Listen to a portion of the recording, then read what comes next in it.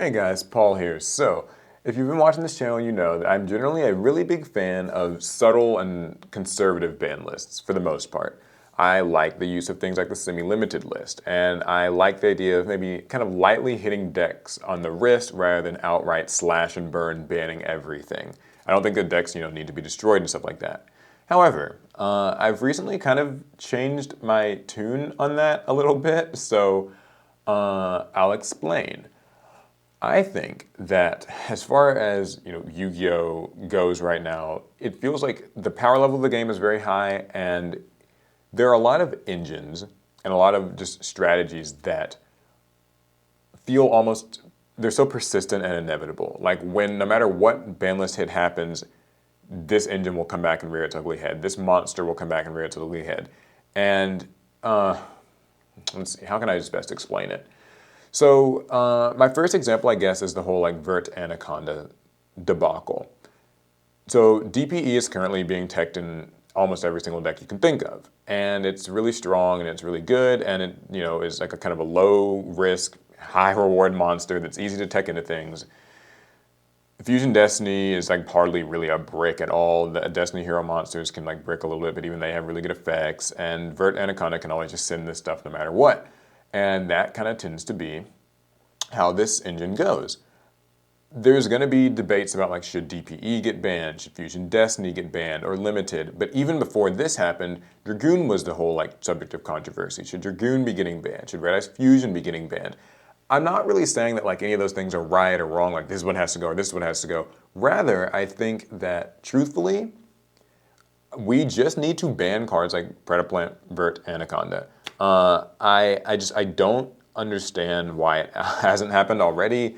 This card just seems pretty clearly problematic, and it's one of those things where if one thing gets hit, there's still going to be something else. There's always something else.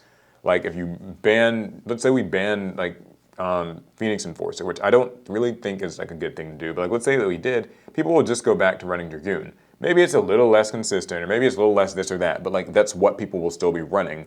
And also, Vert Anaconda just gets better every time a new fusion spell, branded fusion, comes out that sends monsters from the deck. Vert Anaconda will just abuse it.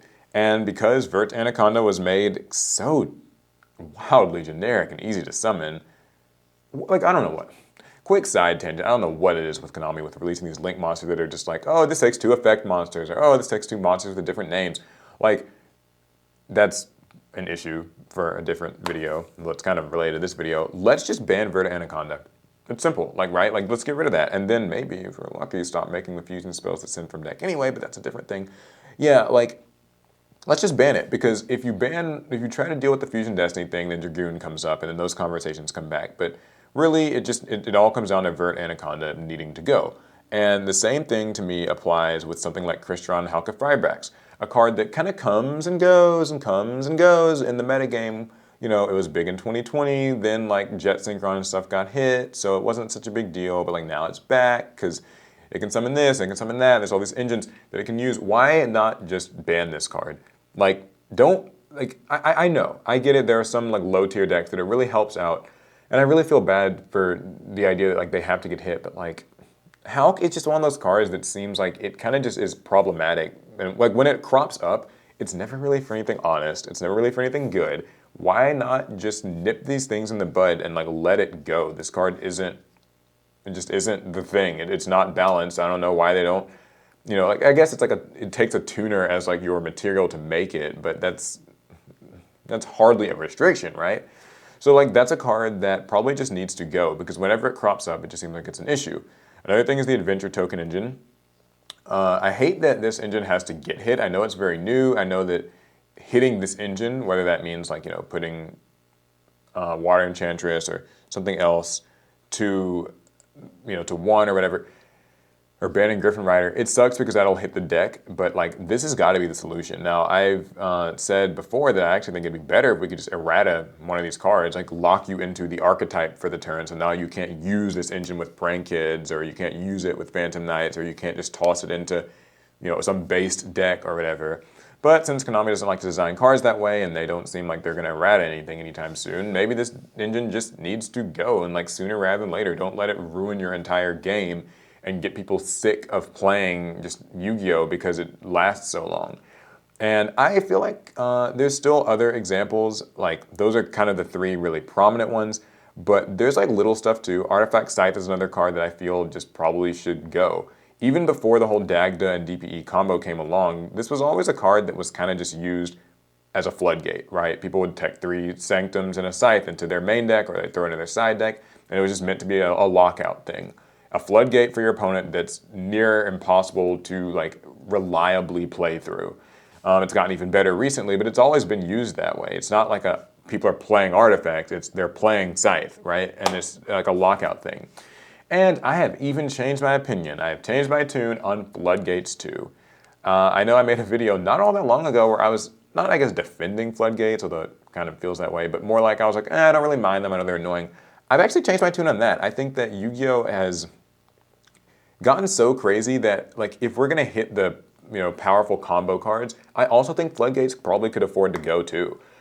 Even if it's not like a matter of banning all of them, maybe they should all be going to 1, but even that raises some questions because like, they might feel sackier if they're at 1. They might kind of have that Imperial Order quality to them where the card's at 1, but like it shows up eerily often, and when it does, it feels so unfair. Because like I've seen a lot of duels just be determined by like there can be only 1 or skill drain, and like it can feel like robbery, and that's not cool. And the floodgates have gotten stronger today because the combo decks have gotten stronger. So like because a meta deck in 2022 can do so much more than a meta deck could in like 2012, the power of there can be only 1 or summon limit or whatever is proportionately higher too. I kind of want to see more of these cards be like getting hit because they are also uninteractive. I'm even like, so I'm like on the train of like, let's get rid of more of those. I just think that Yu-Gi-Oh's power level could honestly afford to go down like a hair. And there have been good formats too. Like, I don't want to just make it sound like, oh, modern Yu-Gi-Oh! Is just so crazy and awful and it's just the worst thing. Because I remember like the period of time after, what was it? The period of time after True King of All Calamities got banned, up until maybe the release of Phoenix Enforcer, felt like I don't want to say like peak Yu-Gi-Oh, but a fairly balanced and like fun game to play. It wasn't entirely like set up 3 or 4 negates. It was just more like decks kind of did their thing. There were a few strong things like Tri-Brigade and maybe Drytrons had periods of time where they felt kind of overwhelming. But it wasn't, I don't know, I mean, I feel like just the engine overload and the fact that all these engines are so splashable has gotten to be a little bit too much.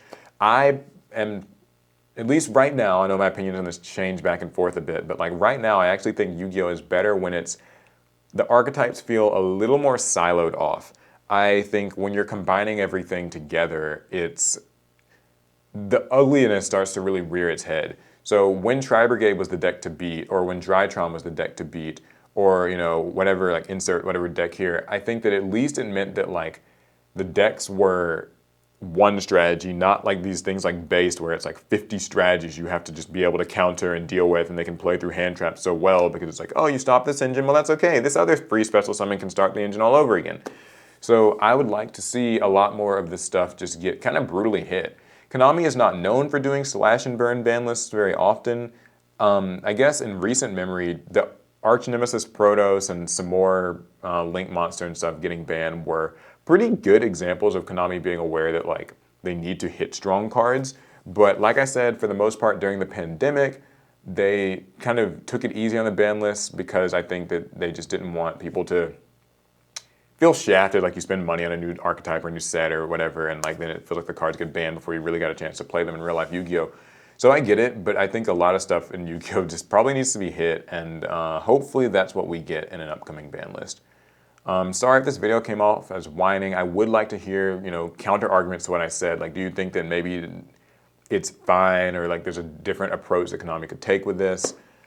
I don't really know. I don't have all the answers. This is just a take. So let me know what you guys think down in the comments, and I'll see you guys in the next one. Faster. I hope they hit all of these cards though.